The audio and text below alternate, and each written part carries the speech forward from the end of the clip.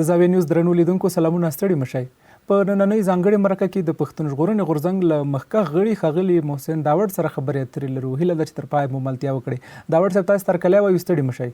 مهرباني خوشحاله. ډېره مننه کورودان. که پیل یې له دې وکړو چې د افغانستان د سولې روانه پروسه څنګه ارزوئ او په دې کې پاکستان تر کومه پورې رښتینی دی او تر کومه پورې رول مثبت دی؟ د سولې دا پروسې خو چې مونږ څنګه ګورو ته تر اوسه پورې خو وختې دی کې چې ښه طرف ته لاړه شي، وختې دی کې چې په د وطن کې امن راشي، وختې دی کې چې مثال د سولې دا پروسې کامیاب شي. خو د اوسه نه اوسه پورې چې کوم په کومه طریقه روان دی او په کوم نظر مونږ ورته ګورو، نو زما په خیال په دې کې خو داسې مثبت پرمختګ لا تر دې وخته پورې نه دی شوی. یو خو 18 میاشتې چې کوم مذاکرات په دوحه کې د طالبانو د امریکې ترمنځ روانو، په هغې کې یو بنیادي د ټول نه غټ سټیک هولډر چې کوم و د ټول هغه افغانستان حکومت و. د افغانستان حکومت په هغې کې بیخي بایپاس کړو. نو همدا وجه وه چې هغې نه پس د هغې معاهدې نه پس چې څونه هم دغه شوي دي، په هغې کې څه اوسه پر داسې مونږ مثبت شی نه دی لیدلی. ټیک ده، د امریکې دپاره پکې صحیح د هغې ته مطلب هغې که د دې ځینه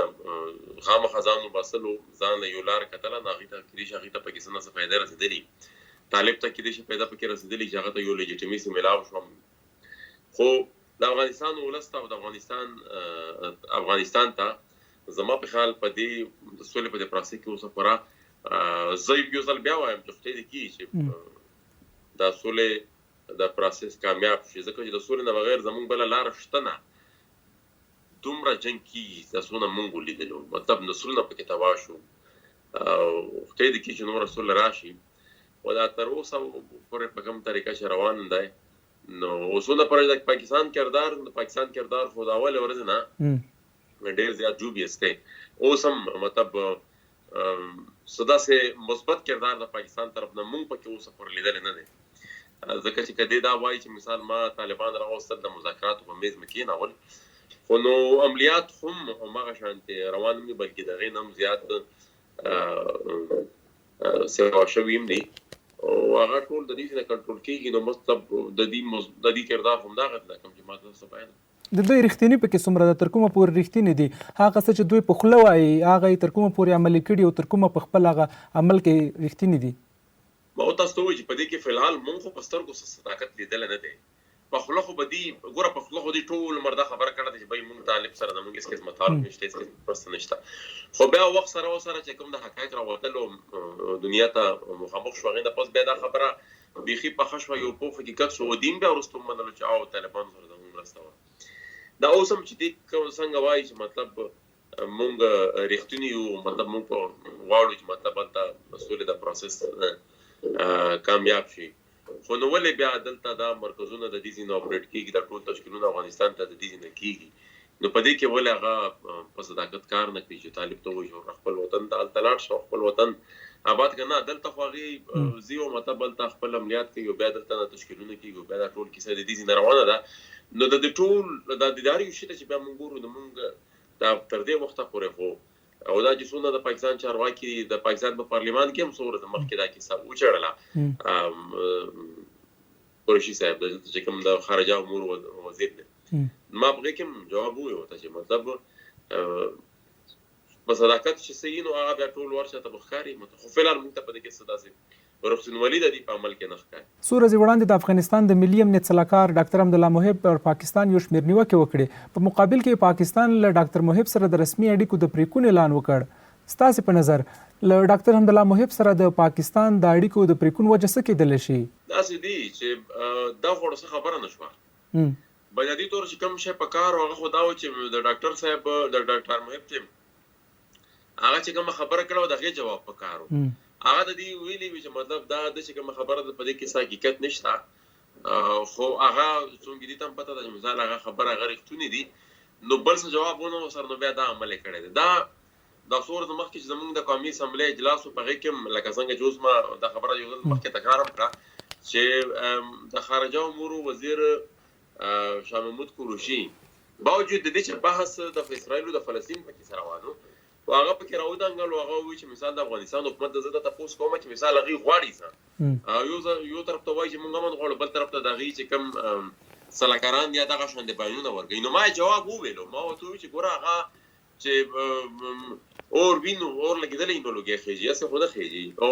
بل دا چې دا حقایق دي دلته مطلب دغه مرکزونه شته دلته دغه تشکیلات کیږي نو دا مثال څه په پټه پرونده خبره نه ده خبر هغه حقیقت ولې ده کته سره مطلب دغه وې مخلص به نو بیا په وایي چې په دې باندې یو خو د قومي سملو د سېنات جوائنٹ سیشن راو بللی او په غو باندې موږ هم به حقایق پیش کوو مثال څوک څه کوي لګیا خو هغه نه اوس په مطلب دی ډډه کوي او د خبره په پارلیمان کې د بحث کول د پرم هغه نه راوړي ځکه چې هغه ته پته چې بده کې ډېر پټه خبر چې کوم دی هغه سرګند شي وسلوال طالبان د سولې پر ځای په جګړې زیات تمرکز کوي موخه یې څه کېدلی شي د سره ټولو نه غټ طاقت جنگ دی اوس هم زه دا وایم چې دیم زما په خیال په دې پوي دي چې دی ولسی محبوبیت نه لري کوي نو مطلب د جمهوریت تلارې د راشي او مطلب کولس په دې باندې باور لري په دې اعتماد لري د دې د پروګرام سره متفق دي خو د دې انتخاب بوشي د سره واحد ټول چې کوم د واحد کڅ هم نو ما دغه دی وایلنس نو د دې نه سوا بل د سره طاقت شته نه نو هغه په دې پوي کې چې زما هم دغه طاقت ته چې دا ز پریتم تشدد پریتم نو بس بیا خو ولسی رائے ته خبر راشي ولسی رائے کې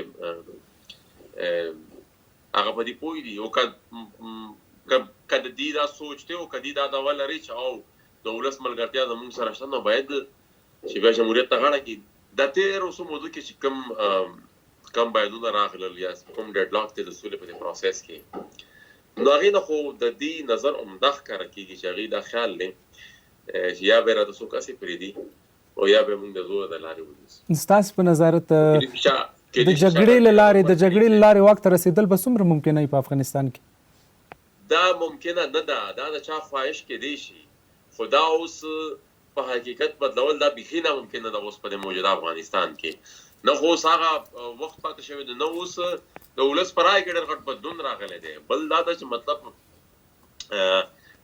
ولسی هغه نظریاتي سپورټ نشته او دویم دا خبر ده چې مطلب اوس خو کما مخکې خصوص ور دا خبره کړې ده چې د افغانستان ریاست تار کې سمځان رسیدل دا په ټول دنیا ناکامي وي دا د امریکا او د ناتو د ټول ملکونو چې دلته راغلل او دونه وخت تیر کو پس تغینم کوم مثال افغانستان ریاست ته څه هم نقصان رسي نو دا په موږ دا غنو په داوی سره چې مثال په دې کې د ټولو لاس ویل کېږي چې امریکا د ډیورنډ فرضي کرښې په اوږدو کې اډې جوړوي تاثیر به یې څه وي او په اړه ستاسو خبرګون څه دی دا زدا چې موږ خو دلته د پاکستان د چارواکو نه جاسوس وزله تاسو کو په اسمبلی کې په بحث شو نورم په مختلفو میټینګونو کې د دې متعلق دغه جواب اوسه پر منفي هغه وایي چې دا څه کیسه نشته خو امریکا په رسمي ډول تایید کړي چې د همیشه کارونه داسې شوي دي چې دنیا ته یو خبره کوي او په حقیقت کې خبره بلای نو فلحال پورا معلومات په دې لړ کې رامخته شوي نه دي خو چې کوم چارواکي دي د حکومت هغه فلحال تر دې وخته پورې د دې شینه انکار کړي ته ودایم ویل دي چې مونږ به نه ورکو نور مخکې سکیږي یا کې دي شي ور کړی می او ولسته تو کور کوي هغه په وخت ثابتې امریکا وخت پورې هغه د دې شینه منکر امریکا په رسمي ډول تایید کړ چې پاکستان موږ ته د خپل ځمکني او هوایي حریم د کارولو اجازه راکړي که احیانا بیا هم دغه کوم سوي او اډې جوړ شي په اړه به ستاسو خبرګون سوي ګوره ما تاسو ته وی چې تر اوسه پورې خو موږ چې کوم تاسو د دینه کړه ده دی دا غشنه دا خبره نه انکار کړي نو اوس وخت په ثابته کې چې مثال په دې کې ساګي کټ ستاو کور کوي نو بیا په وخت باندې ګورو ته مثال اوس د ته په کم نظر کتل پکاره یعنی تر اوسه تاسو په اړه کوم تصمیم نه دی نیولای نه اوس مطلب دا چې موږ خو تاسو کړه ده بار بار مطلب تاسو څه دلته ګوره د شمسي اربیس او د نور چې کوم کې سه د ډېر مودونه شوی هم دلته نو هغه هم ډېر موده پر مثال دغه نه دي انکاري هغه په روسو چې مثال د کیسې شروع شو روسو خبر راغلی چې مثال داسې د پرویز مشرف په ټیم کې معاهده هم شوی وي کیسې هم شوی وي او هغې نه پس دا خبره داسې روانه وه نو دا خو به وخت ثابتوي چې مطلب دا په حقیقت کې دی امریکې له دا اډې او مطلب اډو سره هوایي لار یو دغه ده که نه ضروري ده چې مثال دلته جوړه کړي خو مطلب چې لار ورکوي نو هغه هم هغې باره کې هم دې وضاحت کړی چې داسې کیسه نشته اوسه پورې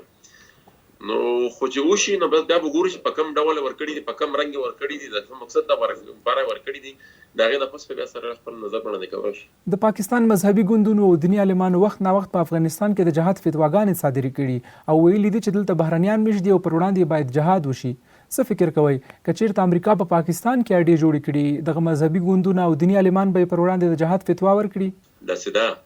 چې دا د اډې خو مطلب د ډېر مودونه موجودې وي نو خو دا داسې مونږ اوسه په رسونه لیدله بلکې د نیټو دا ټوله سپلایي دا خو د پاکستان د لارې وو نو د هغې دپاره خو مونږ داسې د جهاد فتوا ونه لیده ګوره بنیادي خبر دا ده زمونږ د دې خلکو سره د کم خلکو طرف چې تاسو اشاره وکړه چې مثال دلته مذهبي سیاسي قیادت چې کوم دلته خو پاکستان کې هغه جمهوریت خوښوي خو په افغانستان کې د هغې جمهوریت نه دی خوښ دلته خو د خیر د مثال د ملک پاکستان د خپل یو امریکا د خپل یو کالوني په شان ته استعمالوي د پیله ورځ نه مطلب د ایوب خان د وخت بلکې د پاکستان د جوړېدو د وخت نه راواله تر نن ورځې پورې کم یو عمل پاکستان د امریکې په وینا نه دی کړی دا د افغانستان جنگ د امریکې په وینا او هغې نه پس که د سیټو معاهده د کنسنټ معاهده دا ټول د امریکا په وینا وکړو نو کم یو داسې عمل پاتې شوی دی داسې یو وخت پاتې شوی دی چې دوی د هغې په عمل کار نه کړی نو دلته خو کیسه نشته او په افغانستان کې د جمهوریت هم نه دی خو که دې دا هم وایي بالفرض مال سره دا هم وایي مثال خارجان نو هغوی سره خو دا د دې معاهده وکړه طالبانو هغه ورته وایي چې مونږ اوس ولګیا نو دا اوس جهاد بیا د چا خلاف دی پهله خو نظریاتي بنیاد په افغانستان کې د طالب د جنگ دا چې خارجان راغلي دي مونږ به هغه د خپلې خاورې نه وباسو هغه خارجانو سره خو دې خبره وکړه هغه ورته وایي چې مونږ اوسو نو اوس دا جهاد د چا خلاف یعنې دې نه دا ثابتېږي چې په پاکستان کې مذهبي ګوندونه او دیني عالمان په یو نه یو ډول د پاکستان حکومت تر تاثیر لاندې دي او په افغانستان کې هغه چې تاسې ویل جمهوریت نه دی خوښ یا جنګ جګړې خوښې دي د هغوی تر حکم لاندې یو فتواګانې صادر کړي او خبرې کړي ما تاسو ووایي که نه چې مطلب د دې جواب دې سره نشته چې یو نظام دی دلته هم شته چې کله ورکم ورځ نه جوړ دی هلته هم شته دلته که د خارج خبره کوي نو ټول پرشر هم د هغې ټول ریاست چلیږي هم د هغې نو دلته یو نظر لرئ بیا که په افغانستان کې هغې نو په هغې دپاره تاسو بل نظر او بیا که هغه ځي ما تاسو ووایي چې هغه چلو زه هغه سړی ووایي فور د سیک اف آرګومنټ زه چلو ټیک ده خو هغې سره خو معاهده وکړه نو اوس جهاد د چا خلاف کوي ډېره مننه د دې وضاحت هغې وکړي دلته یو نظر لري هلته بل نظر لري زما په خیال دا خبره مناسبه ده د نوي ګوند د جوړولو اعلان مو وکړ کارونه یې تر کوم ځای پورې رسېدلي ګوند خو لا جوړ شوی نه دی او بس دا یو اصولي فیصله شوې ده چې د یو ګوند ضرورت دی د تحریک سره ځکه چې اوس په دې کې مختلف کیسې راځي دلته به اوس الیکشن راځي کیسې به راځي نو پی ټی ایم یو غیر پارلماني یو تحریک او سیاسي ګوند نه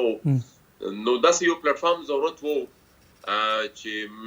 د هغې د لارې کوم ملګري غواړي چې مطلب په بلدیاتي انتخاباتو کې یا په صوبایي چې کوم مثلا اسمبلی دی یا قومي اسمبلی یا چې هر څه مطلب هغې کې هغې برخه والي او هغې دپاره د یو ګوند د پلیټ فارم ضرورت و نو ډېر وخت نه مطلب د دې ضرورت و څو ځله مونږ ملګرو پکې په خپله او ما والي وزیر او نور ملګرو الیکشن کړي دي مطلب هغه به طور آزاد کاندیدیت یو ګوند بیا په دې خصوصا په دې بلدیاتي انتخاباتو کې د یو ګوند ضرورت ځکه وي چې په هغې کې بلا چوکۍ کونسلرۍ پکې د مزدورانو پوسټونو دغه پکې د ځوانانو د هغې هر یو شي دپاره مطلب هغه بیا په هغه طریقه کول ګران د هغې دپاره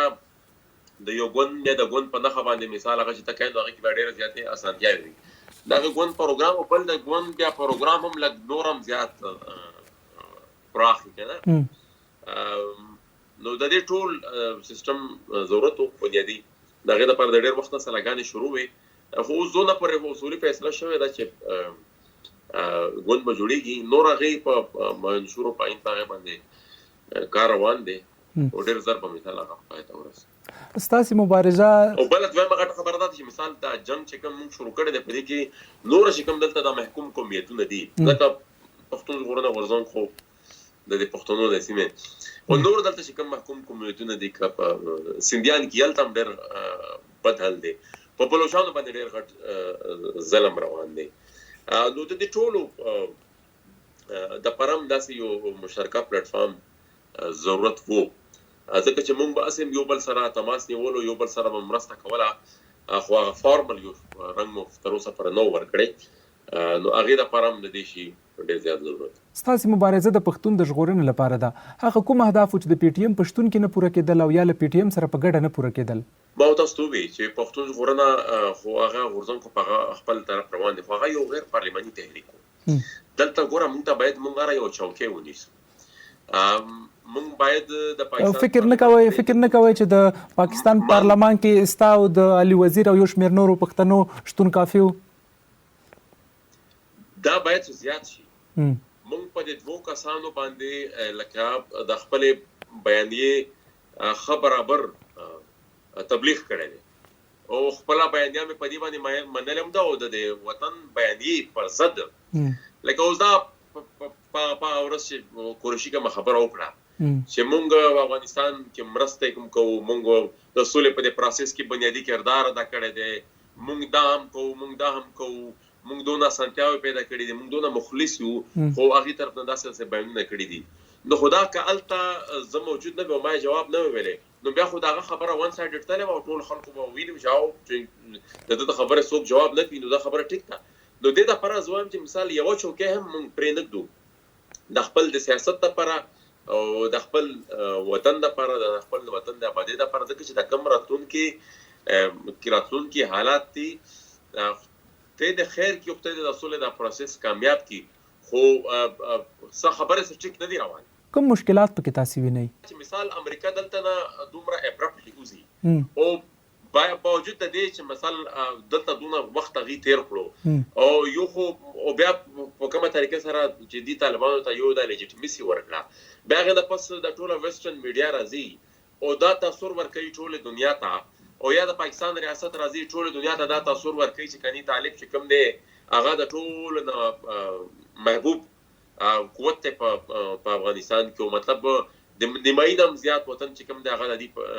په قبضه کې دی یو بنیاد ولا جوړی چې مطلب پرتون کې وخت کې غیلا لار هغه په هر رنگ راځي چې هغه اواره نو دا خو هغه بل طرف ته کوم ګور طالب اوسه پر د سولې په پروسس کې هغه شانتي د اخلاص نه غاړه نه دی نو دا خدا او بیا مطلب د خو شنه د یوز نه برځ نه چې دا کم اوازونه راځي مطلب کله د گورنر اعلان وشي مطلب هغه څوک نه مني کله څوک وایي چې مثال زموږ د خپل ژغورنه د خپل وطن په خپل سر کومه او د افغانستان ریاست نه دی هر سړی په انفرادي تو خپل ځان یادي نو مطلب دا مشکلات خودي او دا پراتون کې وخت کې مطلب او په کومه طریقې سره چې مطلب امریکا او د دې سونه دلته تکمل کونه راغلي او دا په کومه طریقې سره دلته نه زی او دا سپیس ورکې لګیا دي نو دا خو ظاهره خبره ده مشکل جوړي او بهرحال افغان قوم او زما په خیال د افغانستان ولس د ته چمتو دي او دلته نه زموږ هم خپ پورا ډاډو په هر طریقې سره وخت په وخت مې خبره اظهار هم کړی دی چې دا داسې پاسانه به موږ د شیورانه دلته او دا شانتي خرابېدل ته پرې نه دو خو به هم یو مشکل خدا هغه غینه او تسترګ نه شغړول چې څه شته نه هغه شته او بهرحال په همت او په ضرورت په لري شي مقابله کوي دا واتس اپ د نوې ګوند په جوړولو کې در سره منظور پښتون څومره موافق و او تر دې وروسته به مو کارونه او اهداف تر کومه پورې ګډ وي څومره پورې د غورځنګ خبره نه غورځنګ خو زموږ ټولو شریک دی نور خو مطلب منظور خو دا اوله ورځ نه چې سیاست ته راغلی دا غدا ویلي دي چې پارلماني سیاست نه کوم او مونږ چې کوم دی مونږ چې کوم ورځ نه سیاست شروع کړي نو د یو سیاسي ګوند سره متعلق ته چې غورځنګ به جوړولو هم نو زه د عوامي نشنل ګوند د ځوانانو د سازمان مرکزي مشر وم. نو زمونږ خو پیله نه رای ټولو خلکو ته ښکاره وه او بیا د دې غورځنګ په جوړولو کې زمونږ هغې تنظیم چې کوم د هغې هم پکې ډېر په بنیادي کردار و د NYU او هغه نظر خو پیله نه ښکاره و چې مثال زه پارلماني سیاست نه کوم او هغه خو ښکاره دی پیله نه هغه یې نه کوي دغه شانتې هغه چې پارلماني سیاست نه کوي نو بیا ظاهره خبره د ګوند جوړولو طرف ته هم هغه داسې زیات دغه نه نور چې کوم ملګري خواهش لري ډېر ملګري په دې کې داسې شته چې هغوی خواهش لري چې موږ د پارلمان ته یا د کلو په سطحو چې کوم انتخابات کېږي د یون کونسل دا وړه وړه کارونه چې مطلب د چا دي مطلب ځکه زه همیشه وایم چې مطلب باید موږ یوه مرشم پرېږدو د کلي د یون کونسلو نه واله تر د زیرې د یون کونسلو نه واله د تحصیل د کونسلو نه واله تر د قومي اسمبلو پورې په هره چوکۍ چې باید موږ وجنګېږو ځکه چې که چېرې موږ دا ځایونه پرېږدو او دا د ټولو نه غټې مورچې دي د پاکستان په چوکاټ کې نه دا د ټولو نه غټې مورچې دي موږ ټریک ته په دې تېرو 2-3 کالو کې ما په خپل ځان نه والي وزیرم چې کوم موږ ملګري دلته پارلمان ته راغلي یو نه مو یو چوک پرېښی دی نه مو یو جلسه پرېښې ده نه مو یو روډ پرېښی دی مطلب نه مو یو احتجاج پرېښی دی خو سره مې په پارلمان کې مې خپله حصه اخیسته ده هغه خبره مې چې کوم په چوک یا په جلسه کې کړې ده هغه مې بیا په پارلمان کې هم کړې ده نو هغې نه پس بیا اورال په دې ملک کې او په دې ټوله نړۍ کې ځکه چې پارلمان د دنیا داسې چې مثال ټوله دنیا په نظر وي دلته کوم ډیبیټ کې کومه خبره کېږي نو بیا زمونږ په دې بیانیې په خورولو کې او د خلکو په ذهن سازي کې هغې تر ډېر حده پورې یو ډېر غټ کردار هم ادا کړی دی اوس که چېرې موږ دا نه کوو او دا ځای موږ پرېښی وی نو بیا به داسې خلک راغلی وی چې هغه به بیا زمونږ پر ضد استعمالېدلی موږ به په وزیرستان کې یو جلسه کولی هلته به یو مړی شوی وی یا به زیاتې شوی یا به ظلم شوی وی دلته به خلک راغلی وی په پارلمان کې به ویلي وي چې نه موږ د هغې ځای نمایندګان یو هلته داسې کیسه نه ده شوی او خبره ټیک ده نو هغه بیا مطلب ظاهره خبره ده مثلا دنیا خو بیا هغې شي ته ګوري چې بای دا خو کنټرډکشن ولیدل نو موږ دا وایو چې مثال د خپل اواز له نورم قوت ورکولو لپاره باید یو چوکۍ هم موږ پرېږدو هغه نړیواله ده هغه که دلته ملکي ده هغه که علاقایي ده هغه د کلي په سطحه ده باید هره چوکۍ باندې زموږ ملګري موجود وي او هغه زموږ د خپل د وطن چې کومه بیانیه ده هغه مخ په وړاندې کړو ستاسې د لارې بېلېدو او ورسره د پاکستان د جرنیلانو چې کوم دا جنگي پروجیکټونه دي د دې ختمولو دپاره باید زه بار دا خبره کوم چې موږ یوه چوکۍ هم پرېږدو دا د پاکستان پارلمان ته که موږ نه یو راغلی د دې جرنیلانو جنگي پروجیکټونه چې کوم دي دا تر اوسه پوره چا داسې نه دي چیلنج کړي نو دا هم د دې دغه به دلته راغلو مطلب په دونه قوت سره هغه یو چیلنج ستاسې د لارې بېلېدو په اړه اندېښنې دا دي چې پی ټي ایم وویشل شو د خلکو دا اندېښنې څومره پر ځای دي نه د کیس ما حقیقت نشته پی ټي ایم نه دی ویشلی شوی پی ټي ایم په خپل ځای چې څنګه هم هغه شانتې دی او چې خپله کوم عین دی خپل کوم منشور دی هم په هغه طریقه به روان دي خو دغه دا ما چې مخکې هم څنګه خبرو کړه چې کوم ملګرو خواهش د الیکشن دپاره وي نو مطلب هغې دپاره موږ یو پلیټفارم ضرورت و نو هغه پلیټفارم دپاره ظاهره خبره دلته به یو ګوند رجسټر کوي نو دا خالي په هغه سلسله کې شوی دی نور غورځنګ نه ویشلی شوی دی او نه څوک ویشلی شي دا چې څنګه مخکې نه جوړ شوی دی په اوله ورځ دا به تر اخره پورې همدغه شانتې روان دي څومره ډاډ ورکوي خلکو ته لکه مخکې چې په هره غونډه او هر سټیج کې د پی ټي ایم حاضر وي له دې وروسته به هماغه ډول وي داسې دا موږ خو ملګري چې څنګه هم ما تاسو ته وي دا موږ چې پارلمان ته راتلو نو په هغه ټایم کې هم خلکو دا سوالونه کول چې مطلب دا به تاسو د پی ټي ایم په سټیج بیا تاسو درېږي که نه نو خو هغې نه پس بیا تاسو ولیدل چې په ډېرو داسې کیسو کې هم مونږ پاتې وو خالي نو داسې به نه وي انشاءالله غورځنګ زمونږ غورځنګ ما په خپلو لاسونو جوړ کړی دی داسې چېرته او همدا زمونږ غورځنګ دی دا زما غورځنګ دی د ټول پښتنو غورځنګ دی هغه په خپل ځای روان وي په خپل ځای به وي او چې څنګه عملیات هغه مخکې وو راتلونکي وخت به همدغه شانتې روان دي خو ما چې تاسو څنګه خبر وکړه ګوند یو ځان له شی دی او هغه د هغې خپل دغه دي فورمز دي د سیاست لپاره مطلب د بعضې شیانو کې د ګوند ضرورت دي، د ګوند نه بغیر نه کېږي. څنګه چې تاسو ما ووایي چې مختلف ځایونه دي، دلته د بلدیاتو ادارې دي، د صوبې اسمبلۍ ده، د قومي اسمبلۍ ده. نو په هغه هر یو فورم باندې باید زموږ ملګري موجود دي، او که یو اواز راوچتېږي نو باید د دې ټولو نه اوچتېږي. او بل دا ده چې مثال یو بل شی هم نه پرېږدو، الیکشن پروسس چې کوم دی هغه د سیاست کې د ملا تیر حیثیت لري، ځکه چې د الیکشن د پروسس داسې چې په هغه کې ځوان، ماشوم، زنانه، بوډا، هر یو طبقه په هغه کې انوالو وي. نو په هغه کې د خپل سیاست تبلیغ نور هم په ډېره ښه طریقه کېږي. او مونږ کړي دي لکه تېرو الیکشنو کې چې کوم په کومه طریقه سره مونږ کړي دي، نو هغې مونږ ته بیا ډېر فایده راووته. مطلب خاصا په شمالي وزیرستان کې چې کوم د غورځنګ دغه ډېر زیات قوت زیات دی، دغې کې بنیادي وجه هم دغه ده چې مونږ د الیکشن په دوران کې ډېر زیات کار وکړو. ولته مطلب داسې یو کلی پاتې نه وي چې هلته مونږ لاړو، بیا هغې کې د هر خبره پېژندګلو وشي، کلي کې ملګري وپېژندل شي. او اوس خو خیر کار اسان شو په کوم ټایم کې چې موږ دا کار شروع کړو، هغه ټایم کې مطلب هغه نیټورکینګ د کلو په سطحه دغه په سطحه دونه هدف ورنه و شوی. خو چې ته وګرځې مثال هر یو کلي ته لاړ شئ، نو تا ته مثال خپل تکړه ملګري په لاس زر شي، نو بیا په راتلونکي وخت کې چې څه قسم هم فیصله وي، نو هغه بیا په اسانه باندې سړی هغه اقدام کولی شي. او څه کارونه د تنظیم سره اسان شي، تنظیم جوړ شي، نو هغې سره هم ډېره زیاتې اسانتیاوې جوړې شي. خو تنظیم دپاره هم لکه ما تاسو ته چې ووایي چې مثال دا خلک کوره ښکاره کول په هغې کې د الیکشن پروسس کې ډېر بنیادي کردار د پاکستان سند محکمې تازه د علي وزیر د خوشي کېدو ضمانت رد کړ. تاسو د علي وزیر د خوشي کولو لپاره څه پلان لرئ؟ داسې ده چې یو پلان خو بله ورځ د غورځنګ د طرف نه اعلان شوی دی. دا احتجاجونو یو لړۍ ده، تقریبا ټوله میاشت په روان ده. او د دې نه مخکې هم د پارلمان په فلور هم وخت په وخت په دې باندې خبره شوې دي، او جلسې هم شوي دي، جلوسونه هم شوي دي، پریس کانفرنسونه هم شوي دي. دا نن چې کومه فیصله راغله، یقینا چې دا ډېره زیات افسوسناک ده. او زمونږ د دې کنټرولډ عدالتي نظام یو مثال دی. هغه ځکه چې تر 3 میاشتو پورې دا خبره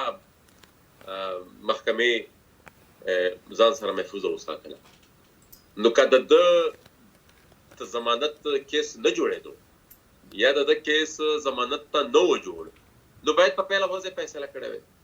جوډیشل پالیسي خو د ملک دا ده چې د ضمانت فیصله به د های کورټ په ورځو کې دننه کوي. ولې درې میاشتې تېرې شوې په هغې باندې؟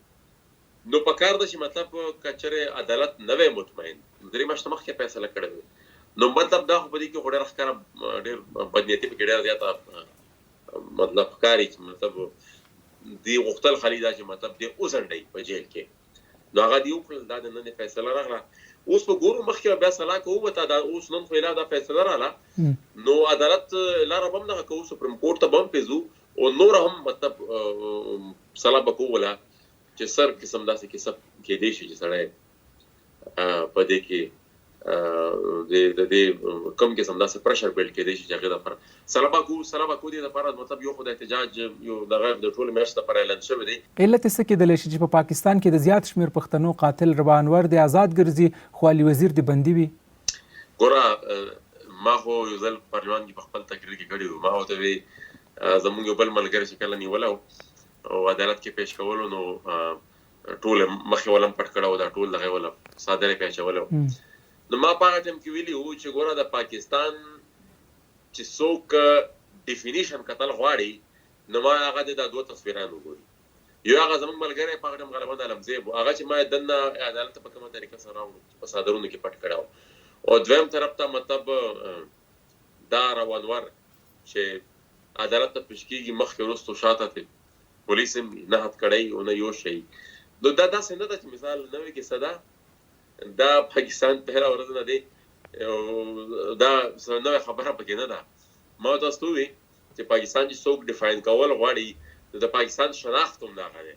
دا کومه خبره چې تاسو وکړه چې قاتل به ګرځي او د خپل حق غوښتونکی چې کوم دی او په زندان کې پروت دی.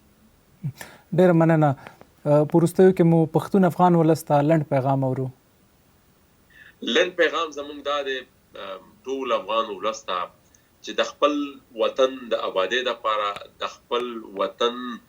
د دفاع دپاره باید ځانونه چمتو کوي. بل څوک نشي راتلی ځکه چې هغه زما په خیال هغه د صافی صابر صاحب شعر دی چې داسې څوک نشته چې په دې ورانۍ کې لاس نه لري، داسې څوک نشته چې کابل او پېښور جوړوي. د جوړولو یې څوک نشته، جوړو به په خپله باندې. نو باید ځانونه چمتو کو او هر یو ملګری په ځانګړي ډول دا سوچ وکړي چې زه څه کولی شم. نو که دا هر یو افغان دا سوچ وکړي نو پس هغې نه ته یو ډېر غټ قوت هم جوړېدی شي. نو بیا که هر دنیا، هر یو قوت، هر یو ملک، هر یو مخلوق هر رقم منصوبې د خاورې ته راوړي نو هغه هغې کې بیا ناکامه به وي، کامیابېدی نه شي پکې. خو دونه حقیقت دی چې زموږ سره په اخلاص سره څوک هم نه دي لګیا. د دې وطن تحفظ به په خپله باندې کوو. ډېره مننه. ژوند آباد اوسئ، خوشحاله کامیاب اوسئ. ډېره زیاته مننه. د زاویه نیوز درنو لیدونکو، تاسې د پښتون ژغورنې غورځنګ له مخکښ غړي ښاغلي محسن داوړ سره ځانګړې مرکه واورېده. تر بیا ښه وخت.